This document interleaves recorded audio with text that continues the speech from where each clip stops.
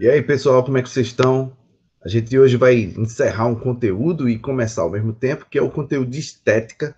A gente vai passar de uma forma bem sintética, é um conteúdo que cai relativamente pouco no Enem, mas já caiu em muitos outros vestibulares. Então a gente precisa dar uma olhada de uma forma um pouco abrangente do conteúdo. A gente vai passar por diversos pensadores e correntes e vai ficar claro mais ou menos o que é que a gente vai tratar. Então eu vou direto à apresentação do slide, colocar em tela cheia, para a gente se divertir um pouco aqui. O problema da estética começa até do termo, né? Porque estética, lembra a gente hoje clínicas de estética, né? Clínicas de beleza, tratamentos de beleza, e ninguém lembra que estética, na verdade, esse termo foi associado e criado e revoltado, dá para dizer assim, a partir da filosofia, a partir do termo que a filosofia usa. E a filosofia, esse termo, na filosofia, ele é recente, porque a grande parte da filosofia tratava de uma filosofia da arte. E como a arte, em grande parte, envolve aquilo que é belo, surgiu um ramo particular para tratar do que o belo nos afeta na arte, para ser preciso. Então, esse termo estética ele surge com Baumgarten, em 1750, e é aquela ideia de que a gente pode compreender algo através dos sentidos, algo que nos afeta através dos sentidos, ou seja, não é uma ficção intelectual, dá para dizer assim, uma ficção sensitiva. Então, mas com o desenvolvimento, principalmente com Kant, essa ideia veio de percepção do belo na arte.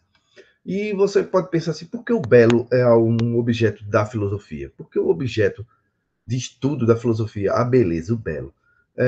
O belo, se você olhar direitinho, ele nos afeta e nos comove de uma forma que é muito difícil da gente explicar de uma forma puramente racional, né?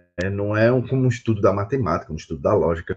O belo ele tem determinadas características que nos move, nos afeta, nos cria sensações. Então, é esse tipo de criação de repúdio, de prazer, de desprazer que o Belo faz, que envolveu grande parte dos filósofos a tratar disso, para entender como isso pode influenciar todo o que a gente chama de humanidade. Então, o que, é que a gente pode pensar? O Belo, ele existe de verdade? Questão de gosto é o quê? O gosto pode ser igual para todo mundo, é individual, cada um tem o seu gosto, e porque às vezes a gente diz que determinada obra de arte é bela, determinada pessoa é bela, né? Já que cada gosto seria individual. Será que existe algum tipo de padrão? Então é justamente isso que a gente vai dar uma olhada agora. Né? Para Platão, ele vai tratar a arte como uma imitação da imitação. É o termo que ele vai utilizar, é mímese, que a gente vai olhar. Porque quando a gente vai falar arte em grego, naquelas circunstâncias, né, ele utiliza o termo tekne. O termo tekne é utilizado, inclusive, dentro da própria filosofia. O Platão utiliza isso para falar da filosofia como uma arte de pensar, que não seria correto hoje falar, mas o que é que ele está falando de arte? Arte nesse sentido de técnica. O tekne é uma técnica. O artista tem uma técnica. O que Platão e os outros filósofos frisavam, a gente não chama de artista, não é exatamente o que a gente chama de artista hoje, talvez artesão, né? Um cara que esculpe muro, né? Deixa um muro bonitinho, esculpido. Ele tem determinada técnica. Ele não chega ali aleatório na doidice da cabeça dele e faz. Ele tem determinada medida, proporção, ele vai fazer alguma coisa com aquilo, um determinado jeito de começar e de encerrar. Ou seja, ele tem uma técnica da produção daquele objeto. A mesma coisa seria na filosofia, tem uma técnica de produzir conhecimentos. E dentro dessa ideia, Platão achava que quando um artista, que era o que acontecia na época dele, tenta fazer uma obra de arte, ele está imitando os objetos do mundo. Os objetos do mundo, por sua vez, são imitação das ideias. Vocês devem lembrar isso na teoria do conhecimento em Platão. Então, o objeto verdadeiro para Platão, o que existe de verdade, o real, são as ideias que a gente não pode alcançar através do sentido, aquele lado do mundo das ideias. Aqueles são de verdade. Então, Os objetos do mundo que a gente toca, o sensível, ele é uma imitação dessas ideias, já não é real, ele é uma espécie de aparência. E a arte, para Platão, não teria esse poder todo, essa magnitude, porque seria uma espécie de imitação da imitação, que é o termo que ele usa de mímese, para mímese. Só que, lógico, Platão não é bobo, né? Na República, por exemplo, ele se preocupa bastante com alguns tipos de música, alguns tipos de poesia, porque música principalmente afeta os sentidos e nos comove demais, pode levar a uma espécie de libertinagem, né, um amolecimento do espírito para ele. Né? Ele achava que música demais podia afetar, música de menos enrijece também, né? O cara fica muito bruto se não escuta música, não tem essa sensibilidade. Então, ele sabe que a arte tem determinado papel, sim, só que em objetos que a gente pode chamar belo, ele não seria uma espécie de imitação da ideia de belo. No exemplo aí que vocês estão na tela, o belo é esse belo aí do mundo inteligível. No mundo sensível, aqui embaixo, o conceito de belo está nos objetos. A ideia de belo está presente nos objetos, uma flor bela, por exemplo. E quando um artista pinta uma flor bela que ele está observando no mundo, ele está imitando a flor, que é uma imitação da ideia de bela em si. Por isso que a beleza para Platão seria essa coisa de terceira categoria, dá para dizer assim. Um exemplo interessante disso é o símbolo da própria educação física, né? O discóbolo, que é o cara joga naquele disco, né? De um atleta. Ou seja, para um artesão, um artista, fazer essa escultura, ele precisou saber muito de anatomia, precisou medir o ser humano, saber como funciona e reproduzir. Ou seja, é como se ele estivesse reproduzindo, imitando uma ideia de belo que tem nos corpos humanos e no próprio movimento, porque aí ele dá uma ideia de movimento. E Platão, ele não gostaria muito desse tipo de arte aí, do Levi, que é algo que imita a natureza tão perfeitamente que chega a enganar os sentidos. Né? É uma arte muito realista. Platão não gostaria desse tipo de arte, como essa obra que parece um retrato, mas é uma pintura. Ele acharia que seria uma espécie de imitação da imitação, não teria muito sentido para Platão. E isso aí a gente viu com o tempo que ele estava bastante enganado, né? Já Aristóteles, seu aluno, né, seu principal aluno, vai dizer que, na verdade, o belo vem justamente dessa proporção que tem nos objetos belos. Ou seja, o belo existe na natureza, não é fora da natureza, e é justamente essa, quando você está fazendo arte, você está tentando imitar a beleza que há na natureza. Ou seja, essa ideia de imitação para Aristóteles ganha um caráter positivo. A mímese aristotélica é justamente isso. A natureza tem determinadas características que nos afetam e tornam e que fazem com que o objeto seja belo em si, e esse belo o artista precisa imitá-lo agora, né? Em Tomás de Aquino, por exemplo, o grande discípulo de Aristóteles, com o passado do tempo, né? O discípulo cristão, ele elabora, por exemplo, que a integridade e a perfeição seriam uma dessas características. A harmonia entre as partes e a capacidade de você ver a claridade, a luminosidade, a proporção do que aparece e do que não aparece. Seria características que transformam os objetos belos.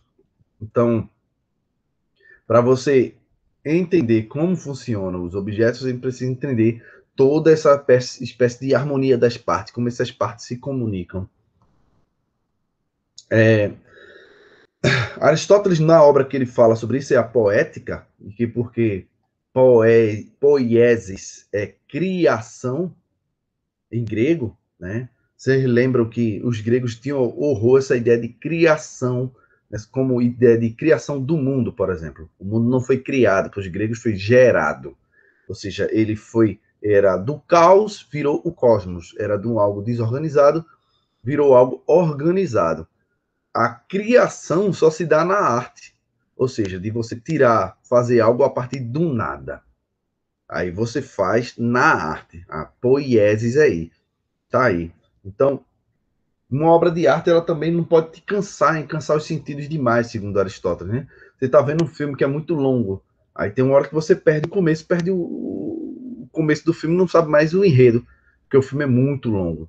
Aí, sei lá, seriados são assim muitas vezes, né? Você já esqueceu o começo da obra, você não lembra mais. Livros, acontece muito disso, né? Do Guerra dos Tronos, por exemplo, milhares de personagens, você não lembra mais, porque ela é muito longa. E se ela for muito curta também, não chega ao seu espécie de clímax, né?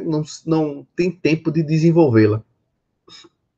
Então, as partes que da própria obra de arte precisa ter concatenada, organizada, para que o belo surja e emana daí. Aristóteles estava muito preocupado com a ideia da tragédia, que é o que a gente vai ver. Então, quando a gente tenta imitar a natureza, a gente tenta imitar a mímese, imitando o verossímil, aquilo que parece. Isso acontece muito em filme, né? Você não consegue, às vezes, ver um filme que ele tenha uma organização que de repente aparece um personagem aleatório e mata todo mundo. Fica sem lógica.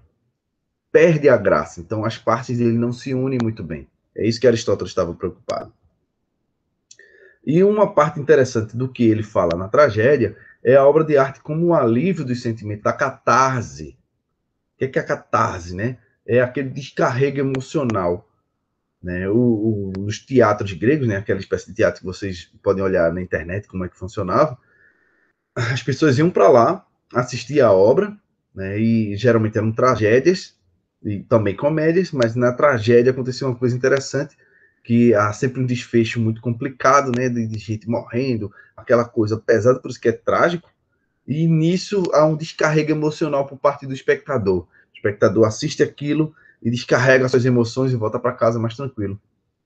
Ou seja, na ideia de Aristóteles, a obra de arte tem esse papel também de mexer com nossas emoções e nos conformar com alguns aspectos da vida. E isso é interessante, que ele traz essa novidade. Só que a gente questiona se Aristóteles, por exemplo, diria que esse hiperrealismo de Homo e Eck seria obra de arte, porque o tamanho é desproporcionalmente proporcional, dá para dizer assim. A proporção da cabeça está certinha, né? Só que é uma cabeça gigante. Isso é uma cabeça gigante de um retrato, né? Um bebê, o bebê gigante proporcionalmente feito. Não sei se Aristóteles concordaria, eu acharia muito interessante essa ideia do Homo erectus, que eu acho arretado, Aristóteles que se lasque, né? Mas qual é o tipo de simetria há no pôr do sol? A gente não consegue medir direito como o pôr do sol ou o nascer do sol faz. Então, Aristóteles tem. E mesmo assim a gente chama de belo, né? Então, essa ideia de simetria daquilo que a gente pode medir no belo, como se fosse um cálculo matematizado, é questionado por muitos, inclusive por Plotino, que é um filósofo que vem depois, sobre essa apreensão do belo de forma simétrica, de como ele funciona. Então, muitos séculos depois veio o empirismo, com a ideia de que o belo é uma sensação individual, né? A beleza não é uma qualidade dos objetos, mas é um sentimento de que contempla os objetos. Para Locke, a beleza não está nos objetos, é só um sentimento. Os objetos nos afetam, mexem com a gente, por isso que é possível dizer que o gosto é individual. Aquela ideia de cada um tem o seu gosto. Isso vem de uma ideia empirista. Na verdade, está lá no senso comum que Locke tenta resgatar. E Hume, que é um outro empirista famoso, já cria uma ideia semelhante, mas ele parte a partir de Locke para fazer uma distinção entre dois estágios, dá para dizer assim, de como a gente absorve os objetos.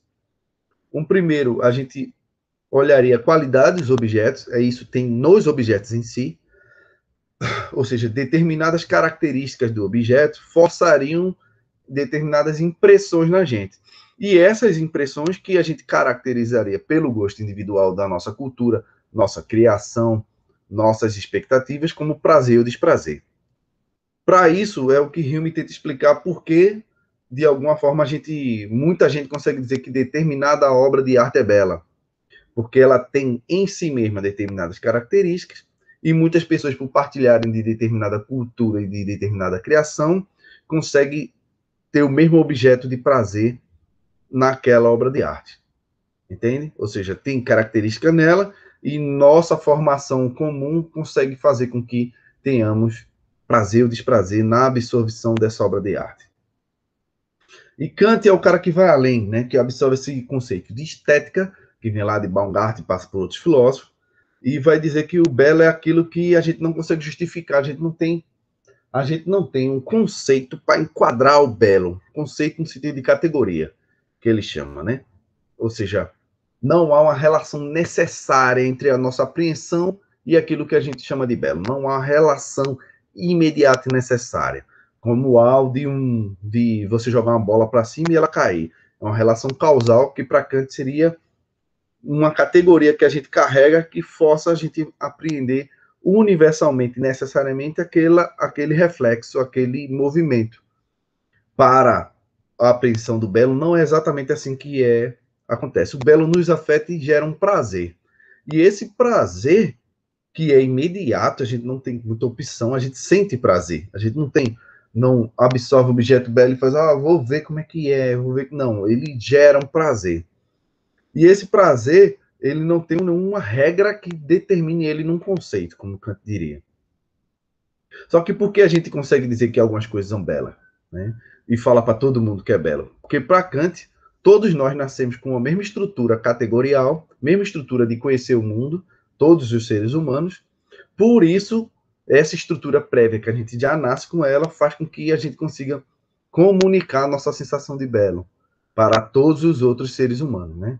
Porque há uma junção entre uma espécie de imaginação e nossa capacidade de entender o mundo, que ele chama de entendimento, né? A imaginação tem um papel fundamental nessa ideia de compreender o belo. O belo afeta nossos sentidos e nossa capacidade imaginativa.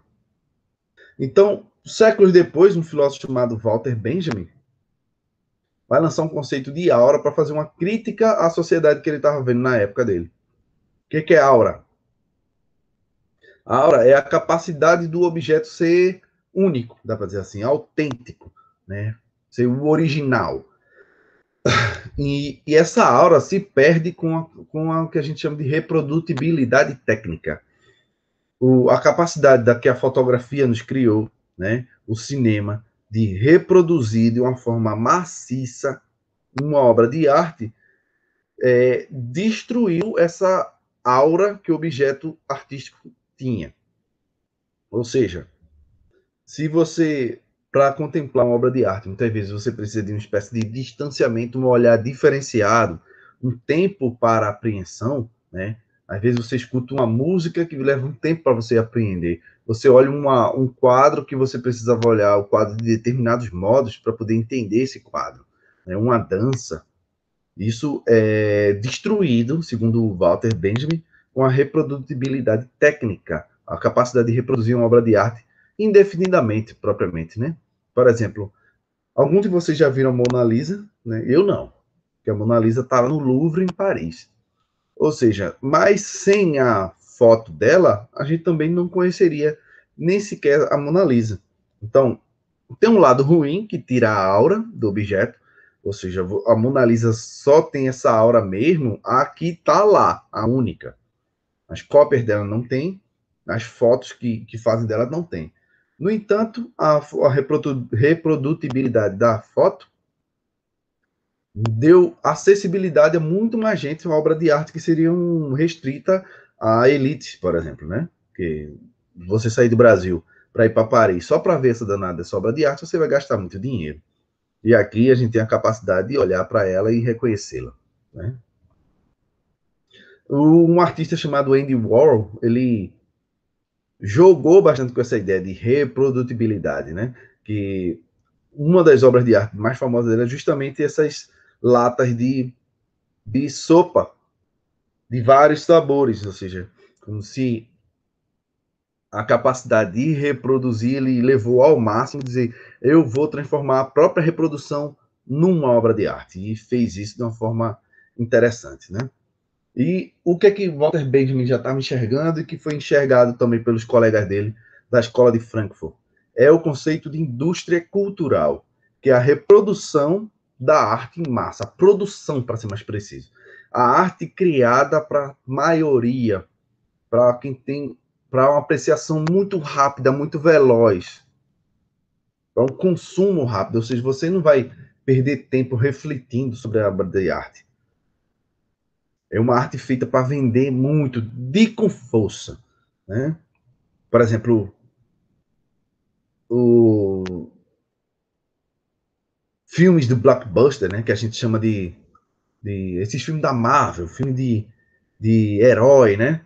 Eles são filme que é o quê? O que é que tem no filme? De barulho, porrada, bomba, efeito visual gigante, efeitos em 3D, né, hoje. E o que acontece no filme? Se você for pegar a história mesmo, é muito curta. Você resume a história, às vezes, em 3 frases, né? O cara foi, brigou com o outro quis se vingar e um morreu no final, pronto. Resume a história do filme todinho, porque não tem complexidade. Não é uma obra que força a sua cognição. Por quê? Ela não força a sua cognição porque uma obra de arte daquela, se ela forçar demais a cognição, ela não tem público. Então, ela é uma obra feita para atingir os seus sentidos ao máximo. Né? Tem a parte ruim, porque ela tira um pouco da sua capacidade reflexiva através desse bombardeio de imagens, por exemplo, como acontece na música. Mas tem a parte boa também que dá possibilidade de muita gente ter acesso a algumas obras de arte. Né? Não é todo filme daquele que é simplesmente abestalhado, dá para dizer assim, né? Ou acrítico. Vocês podem ver o exemplo disso naquele filme Pantera Negra, que foi o filme que levou, um filme muito bem feito, né? Para a grande maioria, quase ninguém tem críticas àquele filme, e é um filme do qual foi elevado, fez uma inversão da cultura da colonização africana, dá para dizer assim, onde a cultura mais avançada do mundo, em certo sentido, estaria na África, e que fez com que houvesse uma espécie de orgulho negro muito forte, uma reinvenção da história, né? E, inclusive com o símbolo do próprio cumprimento se tornando símbolo universal. Então não é sempre que é bobo, né? Mas ele é feito para uma apreciação gigante de pessoas. A mesma coisa acontece na música, com aqueles hits que a gente já vê, né? Mas o próprio, a própria apreciação disso faz com que, por exemplo, em filme de terror, que eu gosto muito, inclusive, a arte passa a tratar também de objetos que não eram comuns, como o feio na obra de arte, né? O feio, o grotesco, aquilo que assusta, porque tudo isso nos impacta também em termos de sentidos. Então, não é só o belo que te impacta na obra de arte, o feio, o grotesco, o aterrorizante também te impacta dentro da obra de arte. Isso ganha um novo rumo que alguns filósofos vêm abarcando aos poucos. A gente não vai tratar disso, que não dá tempo, né? E uma coisa muito interessante para finalizar é o que danada a gente pode chamar de arte hoje. O que é que a gente pode chamar de arte? Houve uma polêmica muito grande um tempo atrás, que foi essa obra chamada Banana na Parede, uma obra de 120 mil, por incrível que pareça, 120 mil. Era simplesmente uma banana com a fita na parede, simples assim. Muita gente indo lá tirar foto, e um artista, que é esse cara que está aí com a banana na mão, ele foi lá, tirou e comeu. Uma obra de 120 mil. 120 mil. Ele foi e tirou a banana, né? Ou seja, essa banana pregada na parede do muro de uma escola, ninguém talvez nem sequer percebesse, achasse que era uma zoação de um guri da escola. Ou seja, o que é que chama obra de arte? É obra de arte porque os críticos chamam de obra de arte, é obra de arte porque está numa exposição de arte. O que é obra de arte? Qual é o papel do artista nisso tudo? Isso é tudo algo para ser pensado, que a gente não vai ter como discutir, que é algo longo, é algo que precisa ser tratado realmente num bimestre dentro de uma disciplina, de um cursozinho de ensino médio, de filosofia, para discutir cada ponto do que é, no final das contas, obra de arte. Como uma das coisas geniais que foi feito num artista de rua chamado Banksy, que, segundo dizem, é mais de um, né? Esse quadro que ele vendeu, que era uma criança soltando balão, o quadro foi vendido. Quando foram pegar o quadro, tinha um mecanismo dentro da moldura de destruição, destruiu o quadro que foi comprado. Tentaram interromper, ficou assim meio mal feito, ou seja, uma obra de arte de um artista que quer mostrar que a obra de arte dele não vale nada, é uma autocrítica. de uma obra que nasceu na rua. Então tentaram colocar a obra numa moldura e ela se destruiu. É como se tivesse uma espécie de crítica forte dentro dessa noção de obra de arte do Banksy. Então, é sempre preciso pensar agora que tipo de papel, que impacto a obra de arte causa nos indivíduos, por que a gente chama de obra de arte, que tipo de coisa a gente aprecia como arte, né? E qual o papel que a obra de arte causa na nossa sociedade. Isso tudo são questões que podem ser levantadas para o Enem. Fiquem atentos a Platão, aquela ideia da reprodução, aquela métrica em Aristóteles, deve aparecer algum trecho da poética, vocês leem, deduz, né? E provavelmente vai cair alguma coisa sobre Kant se cair. Kant é famoso numa obra chamada A Crítica do Juízo. Faz parte da trilogia dele, né? Que ele lança a Crítica da Razão Pura, quando ele fala de teoria do conhecimento, aí ele esgota a parte da teoria do conhecimento e diz que só há um papel para a razão agora, que é falar de ética. Aí ele vai falar de ética, e no final das contas ele percebe que há uma coisa que ainda foge disso, que é justamente o gosto, que nem pode ser caracterizado como conhecimento, nem a gente vai tratar como uma razão prática. É outra dimensão. Aí vocês dão uma olhada lá também e fiquem tranquilos que a prova vai ser ok para quem veio prestando atenção em todos esses vídeos que a gente tratou ao longo deste ano, né? Então, abraço para vocês, até mais e espero que façam uma ótima prova. Então, valeu, até